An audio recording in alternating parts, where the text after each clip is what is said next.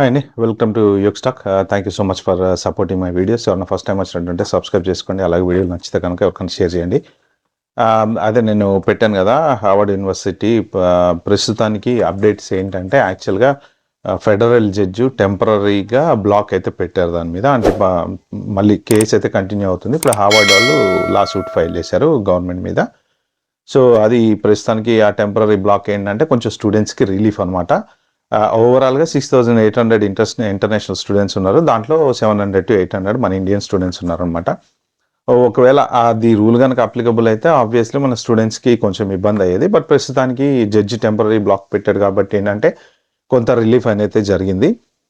But Trump government ఏంటంటే first ఒరిజినల్గా ఎప్పుడైతే సెవీస్ టర్మినేట్ చేశారో కొంతమంది స్టూడెంట్స్వి అండ్ ఏదో ప్రొటెస్ట్లో వాటిలో పాల్గొన్నప్పుడు యూనివర్సిటీ ఆర్గ్యూ చేసేది ఏంటంటే మా యూనివర్సిటీకి ఉన్న రూల్స్కి అగైనెస్ట్గా మేము వెళ్ళి మీ డీటెయిల్స్ ఇవ్వడం కానీ అలాంటివి చేయలేము.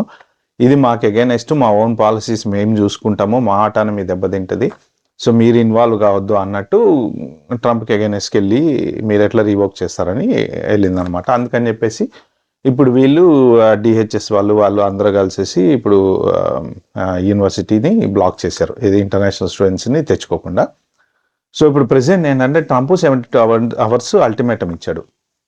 ఈ 72 hours వాళ్ళకి కావాల్సిన ఇన్ఫర్మేషన్ ఏదైతే ఉందో ఆ ఇన్ఫర్మేషన్ మీకు ఇస్తే మళ్ళీ మీ సర్టిఫికేషన్ ఏదైతే ఉంటుందో అది ఫారెన్ ఎక్స్చేంజ్ సర్టిఫికేషన్ మళ్ళీ మీరు రెజ్యూమ్ చేస్తాము, so you can hire foreign students back అని చెప్పాడు అనమాట.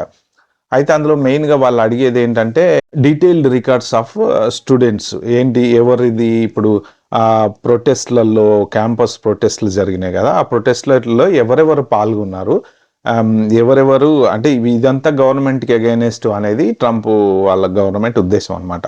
సో ఆ ప్రొటెస్ట్లలో ఎవరెవరు ఇన్వాల్వ్ అయ్యారు, వాళ్ళ వీసా స్టేటస్లు ఏంటి, తర్వాత వాళ్ళ అకాడమిక్ క్వాలిఫికేషన్స్ ఏంటి. అంటే ఇప్పుడు కొంతమంది ఏంటంటే ఆల్రెడీ F1 అయిపోయి ఓపీటీలోకి వచ్చి ఉంటారు కదా, అలాగా వాళ్ళ స్టేటస్ ఏంటి, ప్రెజెంట్ ఏ స్టేటస్, వాళ్ళు ఏ కోర్సులో చదివారు, వాళ్ళు ఎంతవరకు ఇన్వాల్వ్ అయ్యారు, ఎన్ని ప్రొటెస్ట్లలో ఉన్నారు, ఆ డేటా ఇవ్వమని అడుగుతున్నారు అనమాట.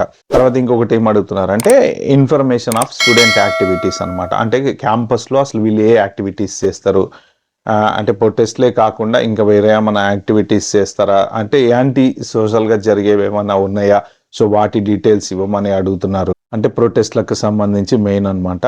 తర్వాత ఫారెన్ కొలాబరేషన్స్ ఏమైనా ఉన్నాయా మీ యూనివర్సిటీకి, ఫారెన్ కంపెనీస్తో కానీ లేకపోతే ఫారెన్ గవర్నమెంట్స్తో కానీ ఏమైనా కొలాబరేషన్స్ ఉన్నాయా. అంటే వీళ్ళ మెయిన్ టార్గెట్ వచ్చేసి చైనీస్ కంపెనీస్తో, చైనీస్ కంట్రీ తోటి వీళ్ళకి కొలాబరేషన్ ఉంది కానీ వీళ్ళు చెప్పట్లేదు అన్న ఉద్దేశం, అదొకటి అడుగుతున్నారు అనమాట. సో అలాంటి కొలాబరేషన్ మీకు ఏమన్నా ఉన్నాయి, ఆ డీటెయిల్స్ అన్నీ మాకు చెప్పాలి అని అంటున్నారు.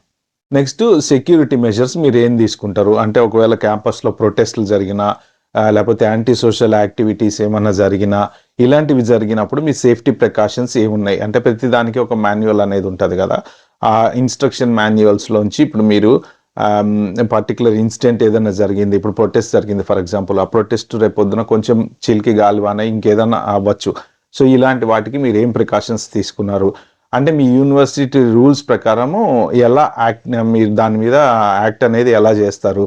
జనరల్గా ఏంటంటే యూనివర్సిటీలోకి బయట అవుట్ సైడర్స్ రాకూడదు కదా, అంటే పోలీసులు కానీ లేకపోతే ఇలా వాయిస్ వాళ్ళు కానీ ఇన్స్పెక్షన్ వాళ్ళు కానీ లేకపోతే ఇమిగ్రేషన్ వాళ్ళు కానీ జనరల్గా ఏంటంటే కొంత యూనివర్సిటీ రూల్స్కి అగైనెస్ట్ ఉంటాయి అనమాట. సో మోరార్లెస్ స్టూడెంట్స్ ఎటువంటి యూనివర్సిటీస్లో అయినా అన్లెస్ అంటిల్ తప్పదు ఇక కంప్లీట్ కంట్రీకి థ్రెట్ అనుకుంటే తప్ప జనరల్గా పోలీసులు ఇన్వాల్వ్ కారు. ఓకే, వాళ్ళు రావాలంటే ఏంటంటే ఫస్ట్ కాలేజీ గవర్నరో లేకపోతే ఎవరో హెడ్ ఉంటారో వాళ్ళ పర్మిషన్ తీసుకొని రావాలన్నమాట.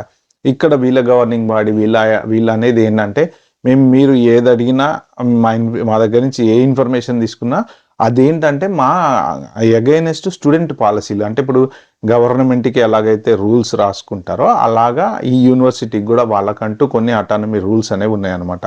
ఈ అటానమీని మేము ఇన్ఫ్రింజ్మెంట్ కింద వస్తుంది ఇది, కాబట్టి మేము ఏది అడిగినా సరే మేము ఇవ్వము, మా ఓన్ పాలసీస్కి అగైనెస్ట్గా వెళ్ళామన్నమాట. అంటే స్టూడెంట్ రికార్డుని ప్రొటెక్ట్ చేయడం అనేది మా ఓన్ పాలసీ, కాబట్టి ఆ పాలసీకి అగైనెస్ట్గా మేమేమి ఇన్ఫర్మేషన్ ఇవ్వము అనేసి వాళ్ళు టగ్ ఆఫ్ వార్ టైప్లో వాళ్ళు సీరియస్గానే ఉన్నారు. ట్రంప్ గవర్నమెంట్ సీరియస్గానే ఉంది. సో ప్రస్తుతానికి ఇదైతే కోర్టులో టెంపరరీ బ్లాక్ పడింది కాబట్టి స్టూడెంట్స్ కొంత సేఫ్. అయితే ఇండియాలో ఎవరైనా ఇప్పుడు వీసాల కోసం వెళ్ళే వాళ్ళకి మరి వీసా వస్తుందా రాదా అనేది కూడా కరెక్ట్గా అయితే ప్రస్తుతానికి అయితే తెలియదు. మోస్ట్ ప్రాబ్లీ సెటిల్ అయిపోతుంది, పెద్ద విషయం ఏం కాదు ఇది.